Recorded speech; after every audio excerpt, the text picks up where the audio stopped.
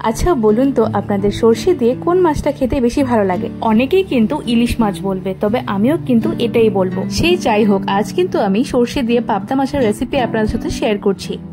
তো প্রথমে সরষেগুলো ভিজিয়ে রাখতে হবে। তাই দিচ্ছি 1 টিস্পুন সাদা সরষে আর কালো সরষে, সাথে ঝাল অনুযায়ী কাঁচা লঙ্কা আর একটা কুচনো পেঁয়াজ 1 ঘন্টা ভিজিয়ে রাখবো। 1 ঘন্টা পর কিন্তু আমরা পেস্ট বানিয়ে নেব, বা আপনারা বাটতেও পারেন। মাছগুলোকে ধুয়ে নিয়ে নিয়েছি, এবার ম্যারিনেট করা পালা। তাই দিচ্ছি স্বাদ মতো নুন, 1/2 টিস্পুন হলুদ আর সামান্য একটু তেল।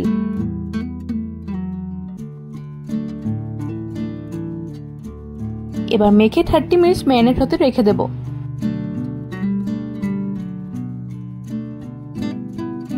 তারপর মাছগুলো ভাজার জন্য 1 টেবিলস্পুন সরষে তেল গরম করে নিচ্ছি।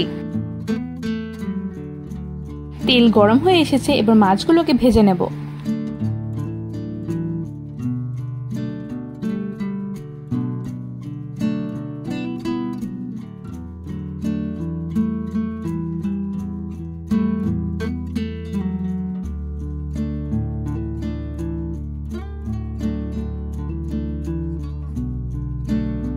মাছ ভাজা হয়ে গেছে, এবার তুলে নিচ্ছি।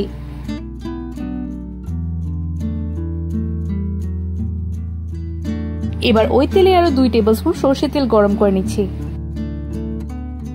তেল গরম হয়ে এসেছে, এবার করে রাখা সরষের পেস্টটা দিয়ে দিচ্ছি।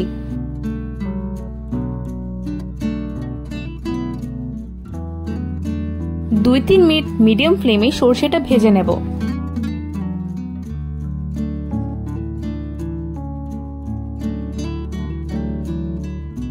দিচ্ছি স্বাদ মতো নুন,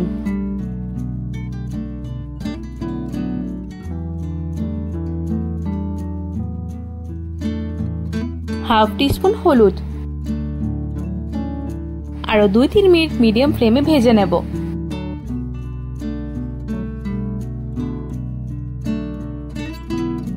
এবার পরিমাণ মতো জল দিয়ে দিচ্ছি।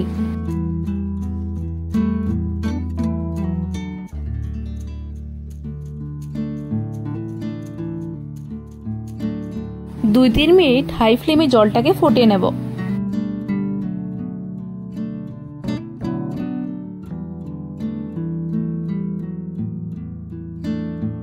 জল কিন্তু ফুটে এসেছে, এবার মাছগুলো দিয়ে দিচ্ছি।